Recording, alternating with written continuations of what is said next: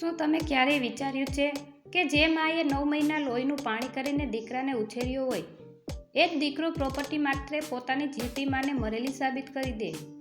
હા મિત્રો, આ કોઈ સામાન્ય વાર્તા નથી, પણ ગુજરાતના એક આલિશાન બંગલામાં ઘટેલી એવી ઘટના છે જે સાંભળીને તમારા રૂવાડા ઊભા થઈ જશે અને તમારી આંખ ભીની થઈ જશે. અમદાવાદના પોશ વિસ્તારમાં આવેલો શાંતિનિવાસ બંગલો દૂરથી જોતા કોઈ રાજાના મહેલ જેવો લાગતો હતો. બંગલાની બહાર ઊભેલી ચમકતી લક્ઝરી ગાડીઓ અને બગીચાના ફુવારો માલિકની જાવ-જલાલીની ગવાહી આપતા હતા. પણ આ ચમક ધમકથી પાછળ એક એવું સત્ય છુપાયેલું હતું જે પથ્થર દિલના માણસને પણ રડાવી દે.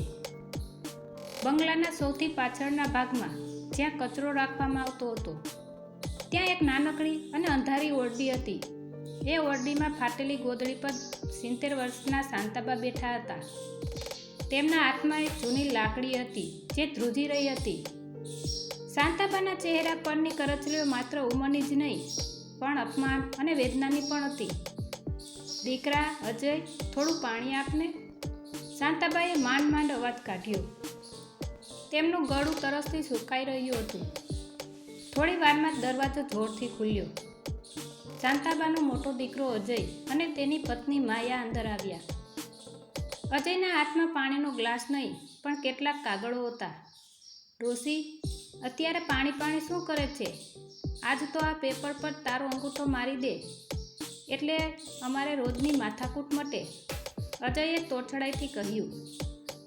શાંતાબાની આંખો ભીની થઈ ગઈ. બેટા, આ બંગલો અને આ જમીન તો તારા બાપુજીની છેલ્લી નિશાની છે. હું જીવું છું ત્યાં સુધી, પછી તો આ બધું તમારું જ છે. પણ આમ કાગળ પર લખાવીને તમે મને ક્યાં મોકલવા માગો છો? માએ વચમાં આસીને કહ્યું, તમારા જેવી મરેલી વ્યક્તિને પ્રોપર્ટીનું શું કામ? અમે તો તમને વૃદ્ધાશ્રમમાં મોકલવાની દયા ખાઈએ છીએ, બાકી લોકો તો રસ્તા પર છોડી દે છે. મરેલી શબ્દ સાંભળતા જ શાંતાબાના કાનમાં જાણે ગરમ તેલ રેડાયું તેવું લાગ્યું. તેમને ખબર પડી ગઈ કે તેમના પોતાના જ લોહીએ જેમને તેમણે 9 મહિના પેટમાં રાખીને લોહીનું પાણી કરીને ઉછેર્યા હતા તેમને જ પોતાની સગી માને કાગળ પર મૃત સાબિત કરી દીધી હતી, જેથી પ્રોપર્ટી તેના નામે થઈ જાય. અજય, તે મને જીવતી જ મારી નાખી? શાંતાબાનો અવાજ કાપવા લાગ્યો. હા, સમાજ માટે તું મરી ગઈ છે બા. કાલે સવારે વકીલ આવશે ત્યારે તારે એક શબ્દ પણ બોલવાનો નથી. જો બોલી તો આ ઓરડીનો દરવાજો કાયમ માટે બહારથી બંધ થઈ જશે. અજયે ધમકી આપી અને બંને બહાર નીકળી ગયા. દરવાજો ખડાક કરતો અવાજ આવ્યો. શાંતાબા અંધારામાં એકલા રહી ગયા. તેમની આંખોમાંથી આંસુની ધાર વહેવા લાગી. તેમને એ દિવસો યાદ આવ્યા જ્યારે નાનકડો અજય તેમની આંગળી પકડીને ચાલતા શીખ્યો હતો. જે દીકરાને ઠોકર વાગે તો માના કાળજે ઘા થતો, એ જ દીકરો આજે માના કાળજાના ટુકડા કરી રહ્યો હતો. પણ એ રાત્રે શાંતાબાના મનમાં કંઈક અલગ જ ચાલી રહ્યું હતું. તેમની આંખોમાં વેદનાની સાથે સાથે હવે એક મક્કમતા દેખાઈ રહી હતી. તેમણે મનોમન નક્કી કર્યું કે જો આ દીકરો માતૃત્વનું અપમાન કરી શકે છે તો આ મા પણ તેમને ન્યાયનો પાઠ ભણાવી શકે છે. શાંતાબાએ ધીમેથી ઓરડીના ખૂણામાં રાખેલી એક જૂની પોટલી ખોલી. એ પોટલીમાં કંઈક એવું હતું જે આખા શાંતિનિવાસના પાયા હચમચાવી નાખવા માટે પૂરતું હતું. ઓરડીમાં ઝાંખો અંધકાર હતો. શાંતાબાએ ધ્રુજતા હાથે પોતાની એ જૂની પોટલીમાંથી એક નાનકડો રસ્તો લાગેલો લોખંડનો ડબ્બો કાઢ્યો. આ ડબ્બો તેમના પતિ કેશવલાલની અંતિમ નિશાની હતી. ડબ્બામાં થોડાક રોકડા રૂપિયા અને એક જૂનું મકાનનું વેચાણ ખત અને એક જૂના મોબાઈલ ફોન હતો જે ક્યારનો સ્વિચ ઓફ હતો. શાંતાબાના મગજમાં એક જ વિચાર ચાલતો હતો, જે દીકરાએ મને કાગળ પર મારી નાખી છે એને એ નથી ખબર કે મા હજી જીવે છે. તેમણે ડબ્બામાંથી એક ચિઠ્ઠી કાઢી જેના પર એક મોબાઈલ નંબર લખેલો હતો. આ નંબર હતો કેશવલાલના પરમ મિત્ર અને જૂના વકીલ હસમુખભાઈનો. તે રાત્રે જ્યારે આખો બંગલો ઊંઘી રહ્યો હતો ત્યારે શાંતાબાઈએ પેલા જૂના ફોનને ચાર્જમાં મૂકવાની કોશિશ કરી. અંધારામાં અથડાતા ખૂટાતા તેમણે ખૂણામાં રહેલા પ્લગમાં ફોન ભરાવ્યો. થોડીવાર પછી ફોનની સ્ક્રીન ઝબકી. શાંતાબાના ચહેરા પર એક આશાનું કિરણ દેખાયું. તેમણે ધૂળતી આંગળીએ પેલો નંબર ડાયલ કર્યો. હલો, હસમુખભાઈ? શાંતાબાનો અવાજ ડુસકા સાથે નીકળ્યો. સામે છેડેથી ગંભીર અવાજ આવ્યો. હા, કોણ? શાંતા ભાભી. અરે, અજયે તો મને કહ્યું હતું કે તમે 2 મહિના પહેલાં જ ગુજરી ગયા છો અને અમે તો તમારા બેસણામાં પણ આવી ગયા હતા. શાંતાબાના પગ નીચેથી જમીન સરકી ગઈ. અજયે માત્ર કાગળ પર જ નહીં પણ દુનિયાની નજરમાં પણ પોતાની સગીમાનું બેસણું કરી નાખ્યું હતું. લોકોની નજરમાં શાંતાબા હવે માત્ર એક ફોટો બની ગયા હતા જે દિવાલ પર લટકતો હતો. હસમુખભાઈ, હું જીવું છું પણ આ ઘરમાં કેદ છું. અજય અને માયાએ મને આ કાળી કોટડીમાં પૂરી દીધી છે. મને કાલે બધી મિલકત પચાવી પાડવા માટે મારા અંગૂઠા લેવાના છે. મને બચાવો ભાઈ, મને આ નરકમાંથી બહાર કાઢો. શાંતામાં રડી પડ્યા. હસમુખમાં જેવો એક અનુભવી વકીલ હતા. તેમનું લોહી ઉકળી ઉઠ્યું. ભાભી, તમે જરાય ગભરાશો નહીં. કેશવલાલે મને કહ્યું હતું કે અજય લોભી છે એટલે તેમણે એક ખાસ વસિયતનામું મારા ઘરમાં રખાવ્યું છે. તમે બસ કાલ સવાર સુધી હિંમત રાખો. કાલે સવારે જ્યારે પેલો નકલી વકીલ આવે ત્યારે તમારે ચૂપચાપ જે કહે તે કરવાનું છે. બાકીનું હું જોઈ લઈશ. બીજે દિવસે સવાર થઈ. શાંતિ નિવાસના ભવ્ય ડ્રોઈંગ રૂમમાં અજય, માયા અને તેમનો વકીલ શર્મા બેઠા હતા. ટેબલ પર મિલકતના ટ્રાન્સફરના કાગળો તૈયાર હતા. અજયે હુકમ કર્યો, જા માયા, પેલી ડોસીને લઈ આવ. આજે ખેલ ખતમ કરીએ. શાંતાબા જ્યારે રૂમમાં આવ્યા ત્યારે તેમનો ચહેરો સાવ શાંત હતો, જાણે તેમને કંઈક ખબર જ ન હોય. અજયે કાગળ આગળ ધર્યા. લે બા, અહીં અંગૂઠો મારી દે એટલે તને શાંતિ મળે. શાંતાબાએ ધીમેથી પૂછ્યું, બેટા, આમાં શું લખ્યું છે? માયાએ વચમાં ટાપસી પુરાવી. અરે બા, આ તો તમારી દવાઓના ખર્ચા અને વૃદ્ધાશ્રમની વ્યવસ્થાના કાગળ છે. તમે ચિંતા ન કરો, સહી કરો. શાંતાબાઈએ હજી તો અંગૂઠો શાહીમાં બોળ્યો જ હતો ત્યાં જ બંગલાના મુખ્ય દરવાજે જોરથી ઘંટડી વાગી. અજય ચમક્યો. તેણે જોયું તો સામે હસમુખભાઈ અને તેમની સાથે 2 પોલીસ ઓફિસર ઊભા હતા. અજયના હાથમાંથી કાગળ પડી ગયા. હસમુખ કાકા, તમે અહીં અત્યારે? હસમુખભાઈએ અંદર આવતા જ કડક અવાજે કહ્યું, કેમ અજય? તારી મરેલી માને જોવા આવ્યો છું. જે માનું તે બેસણું કર્યું હતું એ જ માં આજે તારી બરબાદીના કાગળ પર સહી કરવાની છે. અજય અને માયાના ચહેરા ફીકા પડી ગયા. પોલીસને જોઈને તેમના હોશ ઉડી ગયા. વકીલ શર્મા તો ગભરાઈને ક્યારનો પાછળના દરવાજેથી સરકી ગયો હતો. હસમુખભાઈએ ખિસ્સામાંથી એક કવર કાઢ્યું અને કહ્યું, આ બંગલો અને જમીન તારા નામે ક્યારેય જ થઈ જ ન શકે. અજય, કેશવાલે વસિયતમાં સ્પષ્ટ લખ્યું છે કે જો શાંતા ભાભી હયાત હોય અને તમે તેમની સેવા ન કરો તો આ બધી જ મિલકત અનાથ બાળકોના ટ્રસ્ટમાં ચાલી જશે. અને જે ફ્રોડ તે કર્યો છે જીવતી માને મરેલી બતાવવાનો, એના માટે તારે જેલની હવા ખાવી જોશે.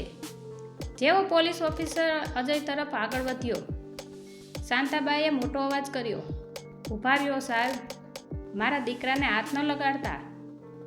બધા ચોંકી ગયા. અજય અને માયાને લાગ્યું કે માં ફરી પીગળી ગઈ છે, પણ શાંતાબાની આંખોમાં કંઈક અલગ જ ચમક હતી. બંગલાના એ ભવ્ય હોલમાં સન્નાટો છવાઈ ગયો હતો. અજય અને માયાના ચહેરા પર એક પળ માટે આશા જાગી કે કદાચ માં ફરીથી પીગળી ગઈ છે. અજયે તરત જ નાટક શરૂ કર્યું, બા, જોયું ને, આમાં છે. સાહેબ, મારી માં મને ક્યારે જેલ નહીં મોકલે. બા, મને માફ કરી દે, હું લોભમાં અંધ થઈ ગયો હતો. શાંતાબા ધીમા પગલે અજય પાસે ગયા. તેમણે અજયના માથે હાથ મૂક્યો, પણ એ હાથમાં આશીર્વાદ નહીં, એક અજીબ ઠંડક હતી.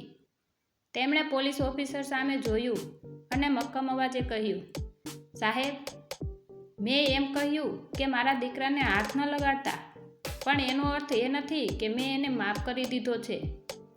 બધા મૂંઝવણમાં મુકાઈ ગયા. હસમુખભાઈ પણ નવાઈ પામ્યા. શાંતાબા આગળ બોલ્યા, જો તમે આને અત્યારે જેલ લઈ જશો તો આ 5-10 વર્ષમાં સજા કાપીને બહાર આવશે અને ફરી કોઈ બીજાનું લોહી પીશે.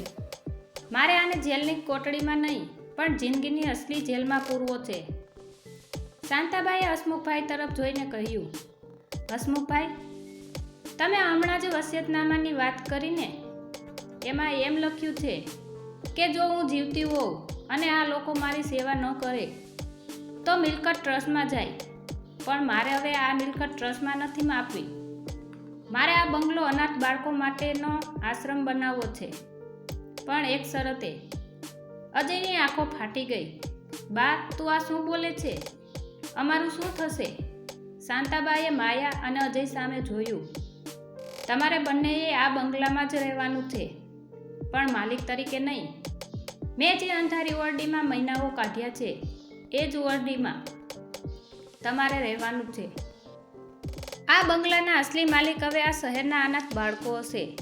તમારે અહીં બાળકોના કપડાં ધોવા પડશે, કચરા પોતા કરવા પડશે અને રસોડામાં મજૂરી કરવી પડશે. જો તમે એક પણ દિવસ કામ ચોરી કરી તો હસમુખભાઈ પાસે તમારા ફ્રોડના બધા જ પુરાવો તૈયાર છે, જે સીધા પોલીસને સોંપવામાં આવશે. અજય ધ્રુજી ઉઠ્યો. તેને સમજાયું કે માએ જેલ કરતાં પણ ભયાનક સજા સંભળાવી છે. સમાજમાં જેની આબરૂ હતી, જે મોંઘી ગાડીઓમાં ફરતો, તેને હવે પોતાના જ ઘરમાં નોકર બનીને રહેવું પડશે. માયા રાડ પાડી ઉઠી, હું આ મજૂરી નહીં કરું. મને આ મંજૂર નથી. શાંતાબાએ શાંતિથી પોલીસ ઓફિસરને કહ્યું, સાહેબ, જો આને મંજૂર ન હોય તો લઈ જાઓ જેલમાં. ત્યાં તો ચક્કી પણ પીસવી પડશે અને બદનામીનું કાળું ટીલું રાખી જિંદગી રહેશે. અજયે માયાનો હાથ પકડીને બેસાડી દીધી. તેને ખબર હતી કે જેલમાં જશે તો જિંદગી બરબાદ થઈ જશે અને બહાર નીકળ્યા પછી તેની પાસે ફૂટી કોળી પણ નહીં હોય. અહીં ઓછામાં ઓછું છત તો છે. તે જ દિવસે સાંજે હસમુખભાઈએ બધા કાયદેસરના કાગળો તૈયાર કર્યા. શાંતાબાઈએ બંગલાનું નામ બદલીને માતૃછાયા અનાથાલય રાખી દીધું. અજય અને માયાના કિંમતી કપડાં અને મોબાઈલ લઈ લેવામાં આવ્યા. તેમને એક જૂની કોટડીમાં રહેવા મોકલી દેવામાં આવ્યા, જ્યાં શાંતાબાને રાખવામાં આવ્યા હતા. બીજે દિવસે સવારે બંગલાના આંગણામાં 20-25 અનાથ બાળકો આવ્યા. આખું ઘર બાળકોના કિલકિલાટથી ગુંજી ઉઠ્યું. શાંતાબા વરંડામાં ખુરશી નાખીને બેઠા હતા. તેમણે જોયું કે અજય અને માયા બગીચામાં કચરો વાળી રહ્યા હતા. પાડોશીઓએ જે અજયને મોટો બિલ્ડર માનતા હતા, તેઓ હવે તેને આ હાલતમાં જોઈને વાતો કરવા લાગ્યા. શાંતાબાની આંખોમાં આજે એક અજીબ સંતોષ હતો. રાત્રે જ્યારે શાંતાબા સૂવાની તૈયારી કરતા હતા, ત્યારે અજય ચૂપચાપ તેમની પાસે આવ્યો. તેના હાથમાં એક પથ્થર હતો. રાતનો અંધકાર ઘેરો હતો. અજયના હાથમાં રહેલો પથ્થર તેની કાળી વૃત્તિનો પુરાવો હતો. તેને લાગતું હતું કે જો તે રાત્રે શાંતાબાનો કાંટો કાઢી નાખે તો કદાચ હસમુખભાઈની પાસેથી વસિયતનામું પચાવી શકાય. તે દબે પગે શાંતાબાના રૂમમાં દાખલ થયો. શાંતાબાના પલંગ પર સૂતા હતા, પણ તેમની આંખો ખુલ્લી હતી. તેઓ ભીની આંખે કેશવલાલના ફોટા સામે જોઈ રહ્યા હતા. અજયે પથ્થર ઉઠાવ્યો, પણ બરાબર એક ક્ષણે શાંતાબાએ ધીમેથી બબડાટ કર્યો, હે ભગવાન, મારા અજયને સદબુદ્ધિ આપજે. એને લાગતું હશે કે મેં એને સજા આપી છે, પણ મારે તો એને સાચો માણસ બનાવવો છે. એ જેલમાં જશે તો કાયમ માટે ગુનેગાર બની જશે, પણ જો અહીં સેવા કરશે તો કદાચ એનું હૃદય પીગળશે. મારા મર્યા પછી એનું કોણ હશે? અજયના હાથ ત્યાં જ થંભી ગયા. પથ્થર તેના હાથમાંથી સરકીને જમીન પર પડ્યો. થપ અવાજ સાંભળીને શાંતાબા ચમકીને બેઠા થયા. તેમણે અજયને આ હાલતમાં જોયો. અજયના ચહેરા પર અત્યારે ગુસ્સો નહીં, પણ પશ્ચાતાપનું આંસુ હતા. તે ધ્રુસકે રડી પડ્યો અને માના પગમાં આળોટી પડ્યો. બા, મને મારી નાખ. હું તારો દીકરો કહેવાને લાયક નથી. હું તને મારવા આવ્યો હતો, પણ તે તો મારા માટે પ્રાર્થના કરી. હું કેટલો નીચ છું. શાંતાબાએ તેનો હાથ પકડીને ઊભો કર્યો. બેટા, સોનું આગમાં તપે ત્યારે શુદ્ધ થાય. તારો અહંકાર અને પૈસાનો નશો તને અંધ કરી રહ્યો હતો. મારે તને રોડ પર નથી લાવવો, પણ તારામાં રહેલા રાક્ષસને મારવો હતો. બીજે દિવસે સવારે આખા શાંતિ નિવાસનું દ્રશ્ય બદલાઈ ગયું હતું. અજય અને માયા હવે કોઈ દબાણથી નહીં, પણ અંતરના ભાવથી કામ કરી રહ્યા હતા. જે માયા ક્યારેય રસોડામાં પગ નહોતી મૂકતી, તે આજે અનાથ બાળકો માટે પ્રેમથી ગરમા ગરમ શીરો બનાવી રહી હતી. અજય બાળકોને નવરાવી ધોરાવીને તૈયાર કરી રહ્યો હતો.